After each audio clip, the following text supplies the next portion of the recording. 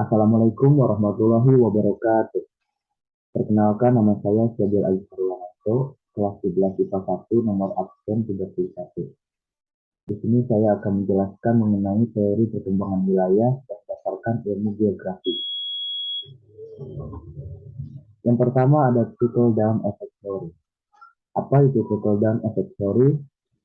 Secara bahasa, trickle down effect memiliki arti efek menetes ke bawah atau ekonomi menetes ke bawah. Nah, menurut Wikipedia sendiri, trickle down effect juga dikenal sebagai teori menetes ke bawah atau teori kuda dan burung gereja. Trickle down effect adalah proposisi ekonomi di mana pajak bisnis dan kekayaan dalam masyarakat harus dikurangi sebagai alat untuk menstimulasikan investasi bisnis pada jangka pendek dan memanfaatkan masyarakat secara luas dalam jangka panjang. Dalam makna yang sederhana, trickle down effect adalah suatu teori ekonomi yang menjelaskan tentang kebijakan ekonomi yang berfokus pada pemilik modal, lalu dengan sendirinya menetes ke bawah untuk menciptakan pertumbuhan ekonomi yang merata. Dengan konsep ini diharapkan pada akhirnya akan merembes ke seluruh lapisan masyarakat termiskin sehingga mendorong pertumbuhan ekonomi. Nah, selanjutnya ada konsep trickle down effect. Melalui teori ekonomi ini juga berpeluang menghasilkan lebih banyak lapangan pekerjaan dan pendapatan yang akan berdampak pada seluruh lapisan masyarakat dan negara. Artinya, saat adanya keuntungan ekonomi yang diraih oleh masyarakat golongan atas, maka juga dapat memberikan dampak positif pada masyarakat pada lapisan bawah. Konsep ini mengimplikasikan bahwa pertumbuhan ekonomi akan diikuti oleh aliran vertikal dari penduduk kaya ke penduduk miskin yang akan terjadi dengan sendirinya. Jadi, manfaat pertumbuhan ekonomi ini akan dirasakan penduduk kaya terlebih dahulu, dan kemudian pada tahap selanjutnya penduduk miskin mulai memperoleh manfaat ketika penduduk kaya mulai membelanjakan hasil dari pertumbuhan ekonomi yang telah diterimanya. Nah, sejarah trickle down effect theory. Teori efek menatah ke bawah pertama kali diadopsi oleh Amerika Serikat untuk melaksanakan pembangunan. Konsep ini pertama kali diperkenalkan oleh Albert Spearman dan dipopulerkan oleh Ronald Reagan, yang merupakan Presiden Amerika Serikat ke-40 yang didukung oleh Partai Republikan ketika masa itu. Teori ekonomi efek menatah ke bawah ini dapat ditelusuri asal-usulnya hingga abad ke-19 dengan karya Rudolf von Gehring, yang pertama menulis tentang diskusi budaya. Di Indonesia sendiri, trickle down effect teori pertama kali dilakukan pada pemerintahan Presiden Soeharto saat melakukan strategi pembangunan perekonomian. Nah, dimulai pada masa tersebut, pembangunan baik dari sisi ekonomi, politik, dan sosial akan dipusatkan di Jawa, terutama di Jakarta. Nantinya akan turut berpengaruh pada kawasan lainnya. Inilah yang kemudian dikenal dengan Jawa sentris. Nah, selanjutnya ada growth spurt theory. Apa sih pengertian growth spurt theory itu? Teori kutub pertumbuhan atau growth spurt theory atau teori pusat pertumbuhan atau growth center theory adalah teori yang dikembangkan oleh Harold di tahun 1955. Teori kutub pertumbuhan menurut Peirce tahun 1955 adalah pusat wilayah ekonomi yang abstrak dan memancarkan kekuatan sentrifugal serta sentripetal yang menarik. Peirce melakukan pengamatan terhadap proses pembangunan dan menyatakan pada nyatanya perkembangan dimanapun bukanlah suatu proses yang terjadi sentral, melainkan muncul di wilayah-wilayah tertentu dengan intensitas dan kecepatan yang berbeda. Nah, wilayah yang menjadi pusat pembangunan inilah yang dinamakan dengan kutub pertumbuhan atau pusat pertumbuhan. Dari pusat-pusat inilah kemudian pembangunan menyebar ke berbagai wilayah lain di sekitarnya. Nah, apa sih fungsi growth spurt theory ini? Dalam buku tentang Kota Marissa, karangan Irwan Munarlan dan Milawati Yusuf lebih lanjut disebutkan bahwasanya teori kutub pertumbuhan ini menerangkan perkembangan ekonomi kota di suatu daerah yang luas dengan sumber daya yang menyebar serta penyerapan sumber daya yang timpang. Nah, teori pertumbuhan ekonomi ini juga cukup dapat memaparkan perkembangan baik di negara maju maupun negara berkembang. Pusat-pusat pertumbuhan dapat meningkatkan kesejahteraan dan memengaruhi berbagai sektor, seperti sektor ekonomi, sosial, dan budaya di masyarakat. Di samping itu, adanya pusat-pusat pertumbuhan juga berkontribusi langsung pada kegiatan ekonomi masyarakat.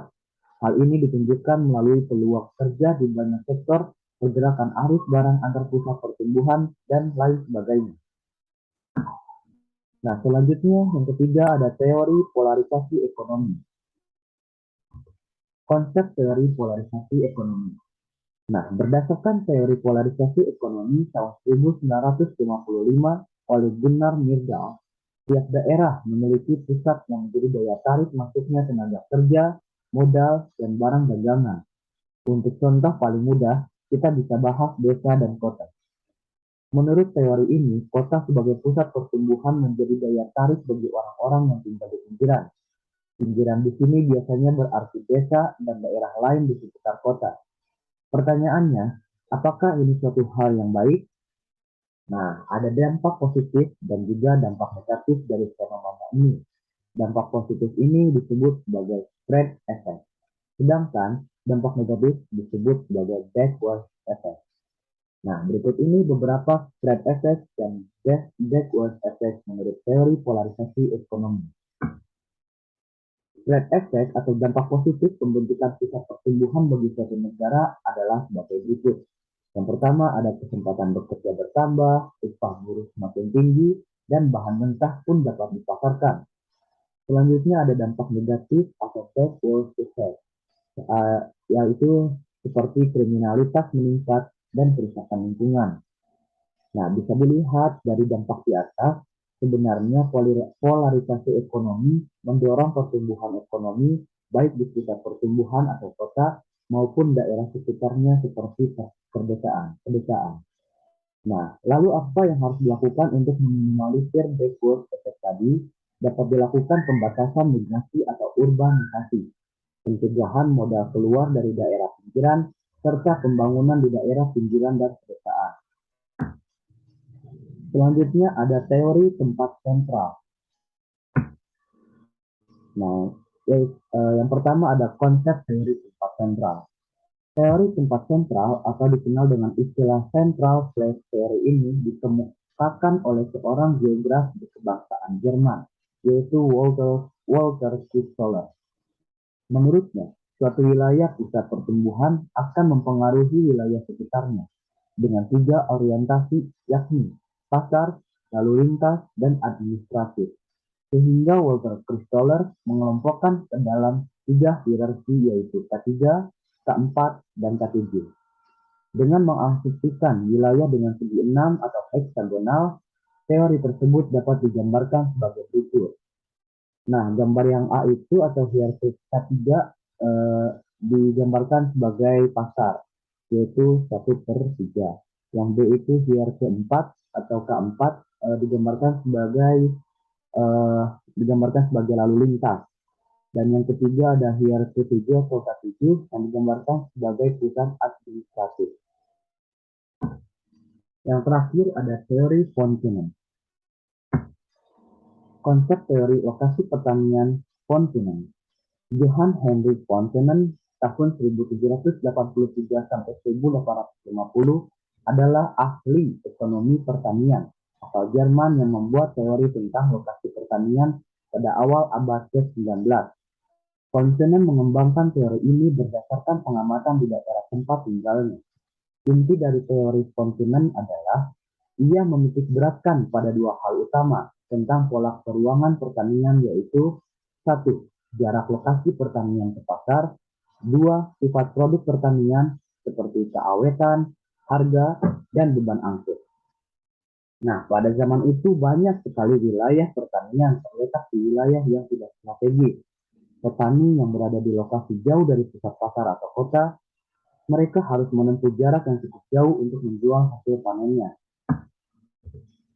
Padahal di zaman tersebut alat transportasi yang digunakan untuk mengangkut hasil pertanian masih berupa gerobak yang ditarik oleh sapi, kuda, atau keledai. Nah, biaya transportasi yang dikerahkan tidak sebanding dengan upah yang didapat. Hal ini menunjukkan betapa mahalnya kota sebagai pusat pasar. Dari hasil studi inilah Fontenon mengeluarkan teori lokasi pertanian. Nah, inti dari teori Fontenon adalah bahwa harga sewa lahan pertanian akan berbeda-beda nilainya tergantung karantina lahannya. Lahan yang berada di dekat pusat pasar atau kota akan lebih mahal dibandingkan lahan yang jauh dari pusat pasar, karena jarak yang makin jauh dari pusat pasar akan meningkatkan biaya transportasi. Sekian dari saya, terima kasih. Wassalamualaikum warahmatullahi wabarakatuh.